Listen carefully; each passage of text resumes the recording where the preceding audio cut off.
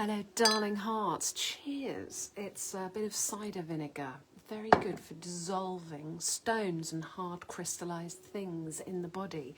I was just walking the dog, and on the bank of the mossy side of the road there were wild violets, white violets, and wild strawberries starting to come up. All of those lovely little woodland plants, and then they grow up on the hedge on the side of the road, and then about May they come along and just cut all their heads off before they've had a chance to properly set seed. Drives me nuts. They do it every year. It's the kind of intervention that is not helpful in regeneration of the biosphere.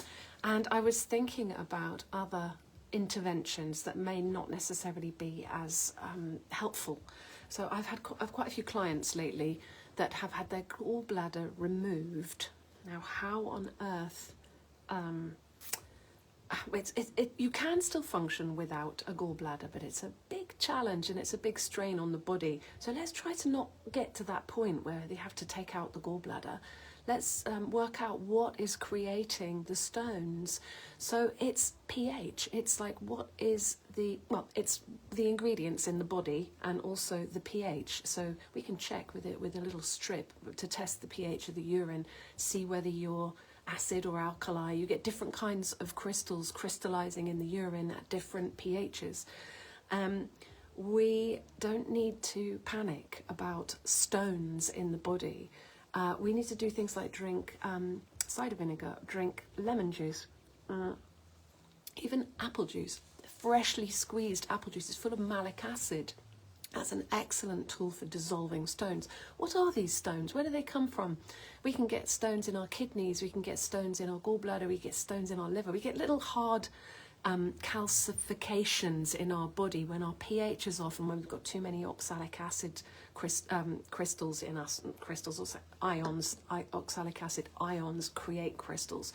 It's an electronic thing, it's an electric thing, and that's all to do with pH, which is the scale of acid alkali in the body. So the body is constantly working for you to make you feel better. Honestly, it's protecting you at all times. So if it creates a little stone, that's because it's trying to protect you from what's inside the stone.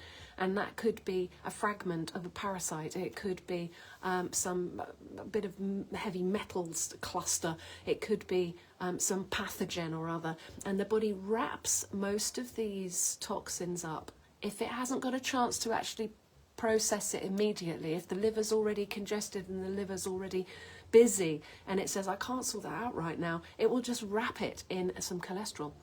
And that's a sort of a soft stone.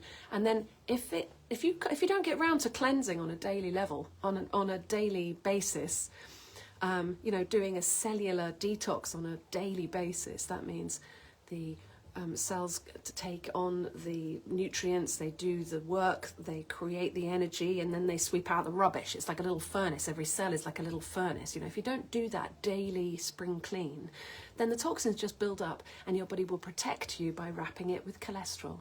Now, if that stone, wherever it may be, in your gallbladder, in your liver, in your kidney, wherever, a little fatty lipoma, a lump on your skin even, your skin is your biggest organ of elimination, wherever that little lump may be, if you've got too much calcium oxalate in your system and various other ingredients and your pH is wrong, your body's going to start to dump the calcium oxalate around that fatty lipoma, around that little calcium, that little cholesterol bundle.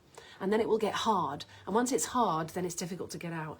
So we've got to make sure we do our daily spring clean, So anyway, lemon juice is very acidic, but funnily enough, it alkalizes the body. What's that all about? I don't know. We can remineralize, and we can take malic acid from freshly squeezed apple juice and we can have apple cider vinegar. That really helps to dissolve these calcifications, Calcification means you're kind of like turning to stone, doesn't it? Literally, you're becoming like a pillar of salt. These are salts and they're crystallizing in your body. We want to remain flexible and malleable and springy and boingy, and that means getting the stock pot on and making sure that your minerals are balanced. So see me at timelesscookery.com and let's get cracking. balancing your minerals. And a really excellent gallbladder and liver flush, actually, is just basically a salad dressing. It's really simple. You know, a good olive oil, extra virgin, cold pressed in a glass dark bottle. Make sure it's sourced from somewhere lovely, and then some organic apple cider vinegar with the mother. That's a live ferment, yeah. So mixing those two and emulsifying them with some mustard, which again, mustard seeds, that's a medicine as well. These are all medicines. These are all medicines. Mustard seeds are very high in selenium, which is essential, along with iodine, which you can get in perfect ratio in Oyster Max, actually, if you haven't already invested in Oyster Max. It's an amazing tool for remineralization of the nation. Very high in copper, very high in zinc, in perfect ratios, you know, and full of amino acids. Anyway, that's Oyster Max. But anyway, back to the salad dressing. Oh, I've got my teens just doing a bit of cleaning. I don't mind. I love India, Irie. Anyway, a good salad dressing is an excellent little liver and gallbladder flush. It's those fats that get the gallbladder working to create bile salts, to dissolve fats. So eating high fats, but some people can't handle it. Some people can't handle eating high fats. They just feel nauseous all the time.